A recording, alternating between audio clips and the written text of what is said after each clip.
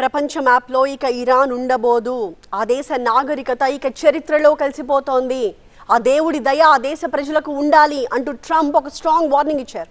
Trump హెచ్చరిక ఇరాన్ని భయపెట్టలేదు కానీ ప్రపంచాన్ని మాత్రం ఆందోళనలో పడేసింది. ఇంతకీ ట్రంప్ మధ్యలో ఏముంది?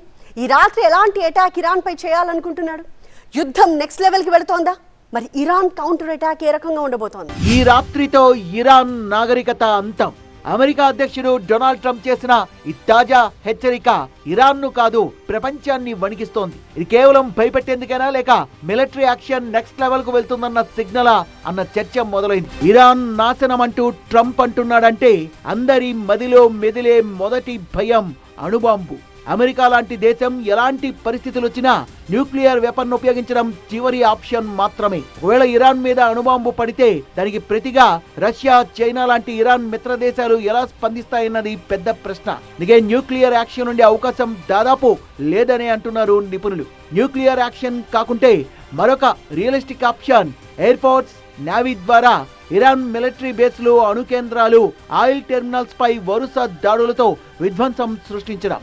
ప్రస్తుతం ప్రపంచంలో అత్యంత స్ట్రాటజిక్ ప్రదేశాల్లో ఖర్గ్ ఐలాండ్ ఒకటి. ఇరాన్ ఆయిల్ ఎగుమతుల హబ్. ఇది టార్గెట్ అయితే ఇరాన్ ఆర్థిక వ్యవస్థ దాదాపు కూలిపోయినట్లే. కానీ ఇక్కడే ఇంకో రిస్క్ ఉంది. ఇరాన్ కూడా ఖాళీగా కూర్చోదు. ఇరాన్ కు బలమైన మిలిటరీ బేస్ ఉంది. మధ్యప్రాచ్యంలో ఉన్న అమెరికా బేస్లపైన, షిప్లపైన కౌంటర్ అటాక్ తప్పకుండా చేస్తుంది. దీంతో టోటల్ గ్లోబల్ మార్కెట్ కుప్పకూలే ప్రమాదం ఉంది. మరోవైపు హర్మోజ్ జలసంధి మూసివేసి గ్లోబల్ మార్కెట్ పై తీవ్ర ప్రభావం చూపింది ఇరాన్. అంటే ఒక చిన్న యాక్షన్ కూడా గ్లోబల్ వార్ లా మారే ఛాన్స్ ఉంది. ట్రంప్ వార్నింగ్ వెనుక డైరెక్ట్ మిలిటరీ యాక్షన్ కంటే ఒక సైకలాజికల్ వార్నింగ్ కావచ్చని నిపుణులు భావిస్తున్నారు.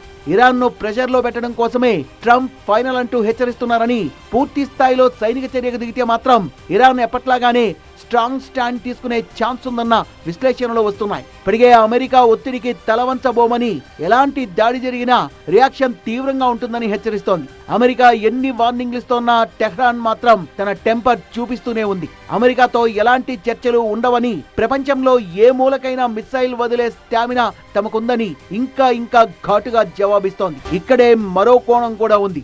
ట్రంప్ ఇచ్చిన ఈ వార్నింగ్ అమెరికా అంతర్గత రాజకీయాలకు కూడా సంబంధించిందిగా కొంతమంది విశ్లేషకులు భావిస్తున్నారు. స్ట్రాంగ్ లీడర్ ఇమేజ్ ను తనకు తాను ప్రొజెక్ట్ చేసుకునేందుకు ఇలాంటి స్టేట్మెంట్ ఇస్తున్నాడన్న చర్చ కూడా జరుగుతోంది. సో అన్ని కోణాల్లో విశ్లేషిస్తే ఒక విషయం మాత్రం క్లియర్. నేరుగా న్యూక్లియర్ అటాక్ చేసే అవకాశం అయితే లేదు. ఎయిర్ స్ట్రైక్స్, సైబర్ అటాక్స్ జరిగినా భారీ మూల్యం ఇరాన్ కాదు ప్రపంచం చెల్లించుకోవాల్సి ఉంటుంది. అందుకే ప్రపంచం మొత్తానికి ఈ రాత్రి ఏం జరగబోతోందో అన్న భయం మాత్రం పట్టుకుంది.